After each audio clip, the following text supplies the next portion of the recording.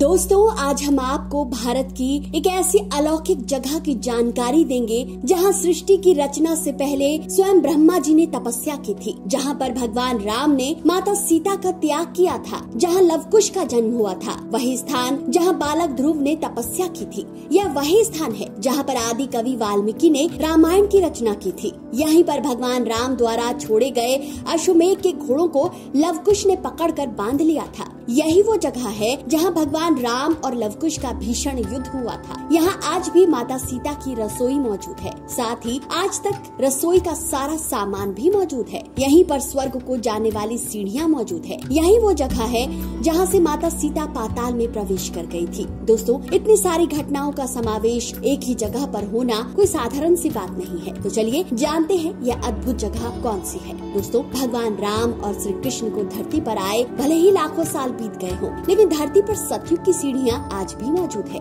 ऐसी मान्यता है कि ये सीढ़ियाँ सीधे स्वर्ग तक ले जाती हैं। भारत के कानपुर सेंट्रल रेलवे स्टेशन से 30 किलोमीटर दूर एक छोटी सी जगह मौजूद है जिसे बिठूर के नाम से जाना जाता है। पवित्रों में पवित्र यही वो स्थान है जहाँ सृष्टि की रचना से पहले भगवान ब्रह्मा ने तपस्या की थी। हिंदू शास्त्रों और पुराणों की माने तो यही वो स्थान है जहाँ बालक ध्रुव ने भगवान विष्णु की तपस्या की थी। बिठूर नामक यह पवित्र स्थान वही है जिसे आदि कवि महर्षि वाल्मीकि ने अपनी तपोभूमि बनाया था। त्रेता युग से अब तक यहाँ उनका आश्रम मौजूद है, जहाँ बैठकर उन्होंने रामायण की रचना की थी। रामायण के उत्तरकांड के अनुसार त्रेता युग में जब लंका पर विजय प्राप्त कर भगवान श्री राम अयोध्या आए तो एक धोबी के संदेह करने पर अपने राजधर्म की रक्षा करते हुए उन्हें माता सीता का परित्याग करना पड़ा था। श्री राम के निर्देश पर लक्ष्मण जी माता सीता को रथ से परिहरी नामक स्थान, जो बियाबान जंगल सा था, वहीं वट वृक्ष के निकट माता सीता को छोड़कर लौट गए। इसी जंगल में महर्षि वाल्मीकि का आश्रम था। माता को जंगल में भटकते हुए देख वाल्मीकि जी ने माता को अपने आश्रम में शरण दी।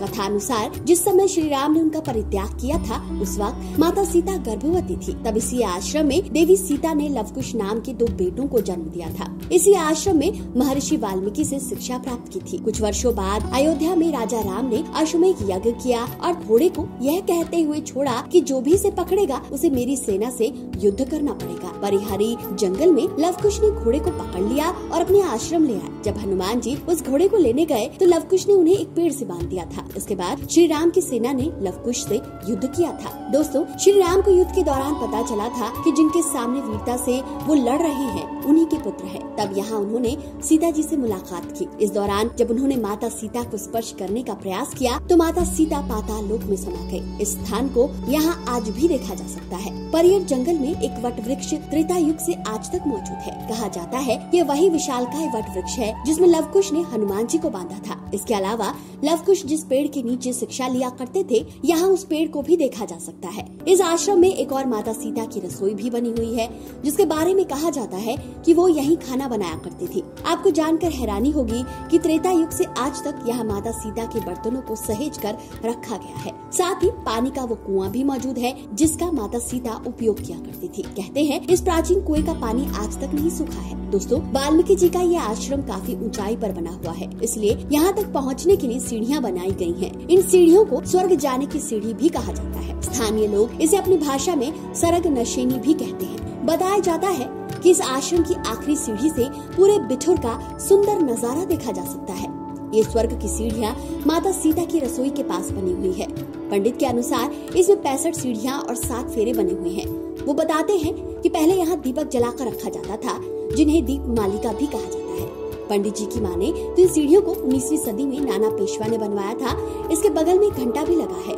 कहा जाता है कि जब इस घंटे को बजाया जाता था तो तात्या टोपे को पता चल जाता था कि उन्हें बुलाया जा रहा है। दोस्तों, वाल्मीकि आश्रम में 3 मंदिर हैं। इनमें से एक मंदिर खुद वाल्मीकि जी का है, जिसमें आज भी उनकी प्रतिमा स्थापित है। वे पद्मासन की मुद्रा में बैठे हुए हैं और दाएं हाथ में लेखनी लिए हुए हैं। यहीं पर रहकर उन्होंने रामायण की रचना की थी। उनके पास ही भगवान विष्णु की मूर्ति स्थापित है।